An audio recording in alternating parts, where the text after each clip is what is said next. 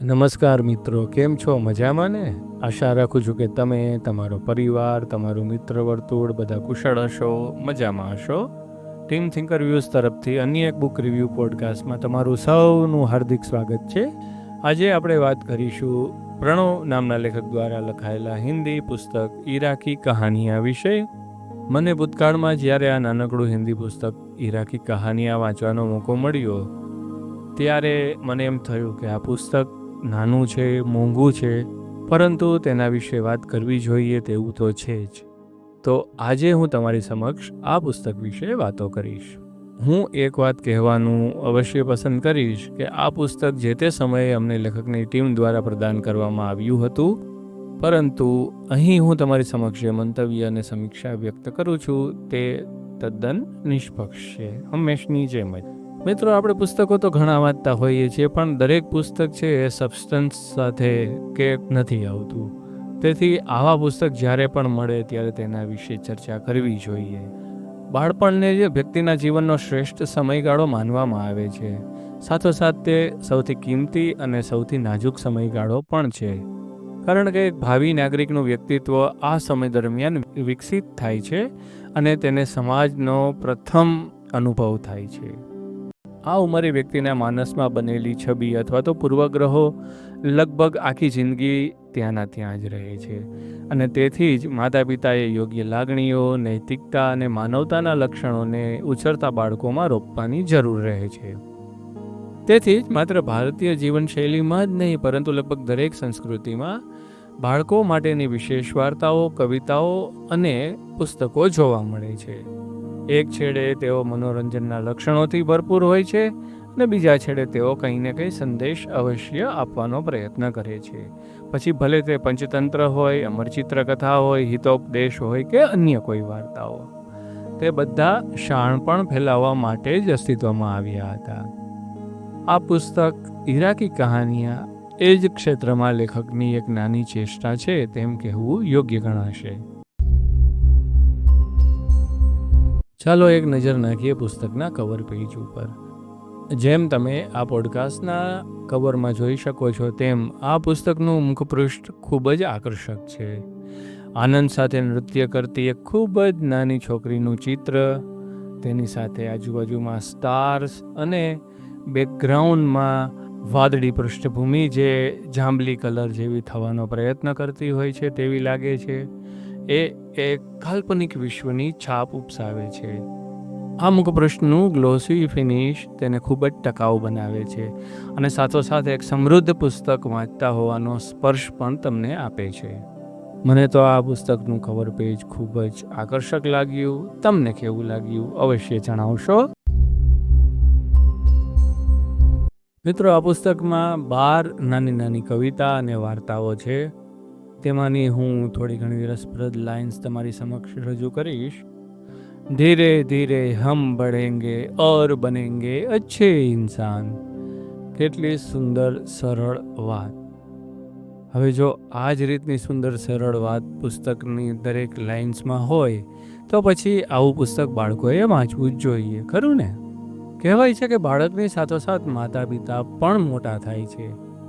આ વાત સમજદાર અને જવાબદાર માતા પિતાને જ લાગુ પડે છે કે તેઓ આને એક સકારાત્મક પરિવર્તન તરીકે જુએ છે અને તેઓ વધારે પરિપક્વ, વધારે સમજદાર અને વધારે જવાબદાર બને છે. અને તેઓ ઈચ્છે છે કે તેમનું બાળક સમાજને વધારે સારો બનાવવા માટે થઈને પહેલાં પોતે વધારે સારો નાગરિક બને. જ્યારે દરેક વ્યક્તિ પોતાના બાળકને સુરક્ષિત વાતાવરણ આપવા માગે છે ત્યારે તેને એ પણ સમજવું એટલું જ જરૂરી છે કે વ્યક્તિએ બહેતર વિશ્વ અને સારા ભવિષ્ય વિશે એનું સપનું જોવાની જરૂર છે, પરંતુ સાથોસાથ તે સ્વપ્નને સાકાર કરવા માટે સખત મહેનત કરવાની પણ એટલી જ જરૂર છે. તે સપના વાસ્તવિકતામાં તો જ પલટાશે. આ પુસ્તકમાં સખત મહેનત અને સપનાઓ વિશે કેટલીક અદ્ભુત પંક્તિઓ લખેલી છે જે પૃષ્ઠ 35 પર પુનરાવર્તિત પણ થાય છે. હું બીજી એક પંક્તિઓનો તમારી સમક્ષ ઉલ્લેખ અવશ્ય કરીશ કે જે ખૂબ ઊંડો અર્થ ધરાવે છે. આજકાલ જ્યારે આપણે જોઈએ છીએ કે નવા વર્ષની શુભકામનાઓ આપવાની સાથોસાથ આપણે તે દિવસે અમુક પ્રતિજ્ઞાઓ લેવાની પણ એક પરંપરા બનાવી દીધી છે. રોજબરોજની બોલચાલની ભાષામાં એને ન્યૂ યર રિઝોલ્યુશન તરીકે આપણે ઓળખીએ છીએ. જો આપણે ખરેખર કંઈક સારું અથવા તો મહત્ત્વપૂર્ણ કરવા માગતા હોય તો બધા દિવસો સારા જ છે, કારણ કે દરેક નવો દિવસ નવી તક અને તેને સાકાર કરવાનો મોકો લઈને આવે છે.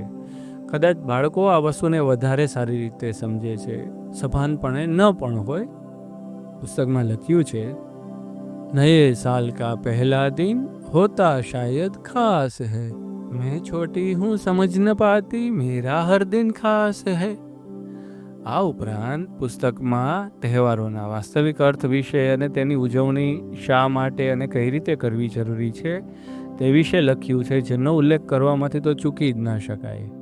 પુસ્તકમાં લખ્યું છે, હોલી હે મેલ ઝોલ કા ત્યોહાર, કડવાહટ ભૂલો કર લો પ્યાર. આ ઉપરાંત સ્વતંત્રતા દિવસ, કુટુંબની સાથે સમય કાઢવો, કુટુંબની સાથે ફરવા જવું વિશેની કવિતાઓ પણ છે. એકંદરે કવિતાઓ સારી છે. હવે જો કે તમે વ્યાકરણની દ્રષ્ટિએ જોશો તો તમને એમાં લાગશે કે ભાઈ અહીં પૂર્ણ વિરામ ભૂલાઈ ગયું છે ને આ ભૂલાઈ ગયું છે, પરંતુ આ પુસ્તક સાહિત્યિક હેતુથી લખાયેલ જ નથી. પુસ્તકનું બાઇન્ડિંગ ખૂબ જ સારું છે અને પેજની ગુણવત્તા પણ ઘણી સારી છે. પુસ્તકના ટાઈપફેસ પણ સારા છે, અપેક્ષા મુજબ અક્ષરો મોટા છે, લીટીઓ વચ્ચે પૂરતી જગ્યા પણ છોડવામાં આવી છે. સ્પંદન ઘોષ ચૌધરીના ચિત્રોનો ખાસ ઉલ્લેખ કરવો જરૂર છે, કારણ કે પુસ્તકને વધુ આકર્ષક બનાવવાનું કામ તે કરે છે, ખાસ કરીને બાળકોના પરિપ્રેક્ષ્યથી. મને આ પુસ્તકની કિંમત વધારે લાગી. જોકે મને એ પણ જાણ કરવામાં આવી કે ભાઈ પુસ્તકની વેચાણની રકમ CRY Child Rights and You નામની સંસ્થાને મળવાની છે. આ પુસ્તકની વાર્તાઓને 35 પાનામાં લખવામાં આવી છે અને તેમાં 11 રેખાચિત્રો આપવામાં આવ્યા છે, તો બાળકોને કદાચ તેમાં રંગ પૂરવાનું બહુ ગમશે. સંક્ષેપમાં કહું તો પ્રણવ દ્વારા લખાયેલ ઈરાકી કહાનિયા એક સરસ અને નાનું હિન્દી પુસ્તક છે, જેમાં કુટુંબ, પ્રેમ અને મૂલ્યલક્ષી ટૂંકી વાર્તાઓ કવિતાઓની જેમ લખાયેલી છે. પુસ્તકની કિંમત ખૂબ જ વધારે છે અને કાગળની ગુણવત્તા ખૂબ સારી છે. તો શું વિચારો છો મિત્રો? શું તમે આ પ્રકારના પુસ્તકો વાંચવાના પસંદ કરો છો? શું આ પુસ્તક તમને વાંચવું ગમશે? શું આ પુસ્તક તમે ઓલરેડી વાંચેલું છે? શું માનો છો તમે આ રિવ્યૂ વિશે? કેવો લાગ્યો આ રિવ્યૂ તમને? બીજી કઈ બુક છે કે જે તમે સજેસ્ટ કરો છો કે અમે તેના વિશે ચર્ચા કરીએ, અને આ ચર્ચામાં બીજા કયા પોઈન્ટ્સ અમે આવરી લઈએ તો તમને વધારે ગમશે? તમારા સજેશન્સ, તમારું ઇનપુટ અમારા માટે બહુ મહત્ત્વનું છે. તો ફરી મળીશું અન્ય પોડકાસ્ટ સાથે. ત્યાં સુધી તમને બધાને નમસ્કાર. તમારા પરિવારનો, તમારા લાગતા વળગતાનો ખ્યાલ રાખજો.